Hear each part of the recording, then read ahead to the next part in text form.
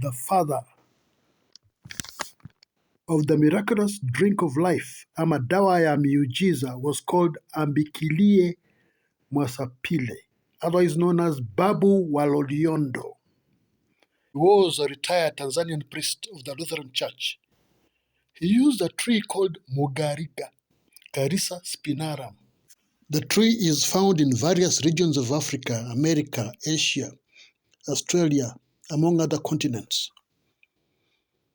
Tanzania and Kenya, it is found in the dry areas of the countries. Sapile claimed that his potion cures all diseases, including AIDS, cancer, diabetes. After prayer, he came in droves to the remote village of Samunge to drink a cup of the stuff. Furthermore, if someone jumped the cure while waiting for the magical cup of the herbal brew, it won't work for him or her. At one moment in March 2011, the lineup of vehicles carrying some 24,000 patients stretched for about 50 kilometers. They drove hundreds of kilometers on poor roads and waiting for many days without access to clean water, toilets, or shelter. This was no deterrent when it comes to the allure of cure all. Thousands on the road to and from Samunge died while waiting or going back home. People were taken seriously ill, taken out of hospitals by relatives who believed that they were more likely to be cured by the pastor than the doctors. At one moment, Mwasipile requested the Tanzanian authorities to stop the traffic for a week so that he could clear up all the logjam. To him, this was a pathetic situation.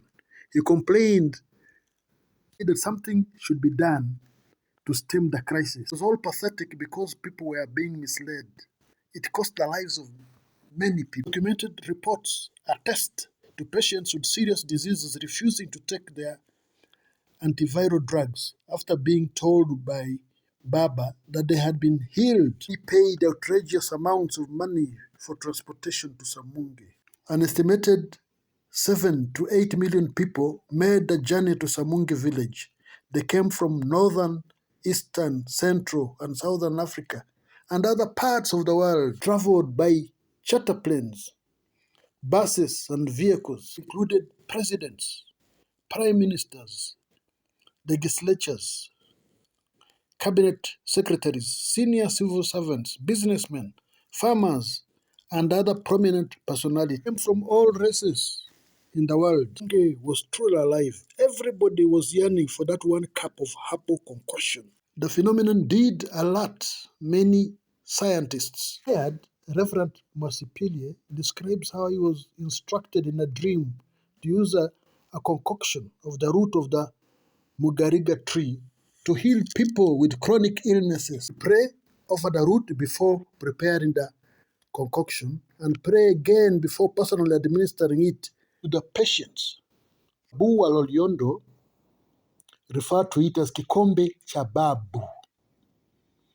Babu was a brief media sensation in East Africa, and people called him Babu wa Loliondo, providing what is known as miracle cure. Initially, there was skepticism from Tanzania government officers. Later, they changed mind. He was endorsed by Tanzanian authorities, including the National Research Hospital. However, the popularity decreased after 1 year, partly because the pastor called off the exercise due to chaotic situation. It was said that the treatment by this tree called Mugariga attracted a lot of attention. Certain gaps were bridged between scientific, traditional, and Christian views, physicists, and spiritual healing. Carried out by KEMRI of Kenya, did identify some medicinal properties, but not to a level of healing every illness. Onus lay with authorities in Tanzania. Chief Government Chemist and the Tanzanian Drug and Food Authority, the National Institute for Medical Research, and the Ambukilie National Hospital endorsed the herb as safe for human consumption. Despite the herb not being toxic, it did not guarantee its potency on the myriad diseases it is said to cure. Such was the level of Tanzanian authorities that the Tanzanian Prime Minister promised to supply tents and build a dispensary in the village to treat patients needing medication before or after getting the herbs drink. The fact that this phenomenon occurred in East Africa showed how authorities were caught off guard or unprepared by the act in which millions of people were drawn to a remote village just to drink 1 cup of cure for all drink. In Uganda, a woman by the name of Yoanina Nanyonga made headlines with her miraculous soil, which she claimed could cure AIDS. Ministered the soil to persons with AIDS. Thousands of persons flooded to Masaka in 1989. The woman claimed to have received a dream in which the mother of Jesus instructed her to cure AIDS. Claimed to have been led to the place where she scooped soil to administer to the sick. Day and night, buses, lorries, minibuses, and private cars ferried people to the place. Been designated holy place. Rich, powerful, weak traveled to the place. They included members of the National Resistance Army. Passed a mug of soil free of charge. She instructed her patients to consume it either directly or mixed in water and to share with family members and relatives. It took the intervention of President Museveni to stop this exercise. It was not found to be effective.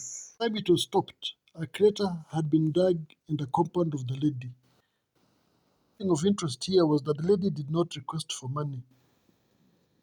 This phenomenon, where claims are made by individuals such as Ambukilie and Nanyonga, invoking the name of God, is not new in East Africa.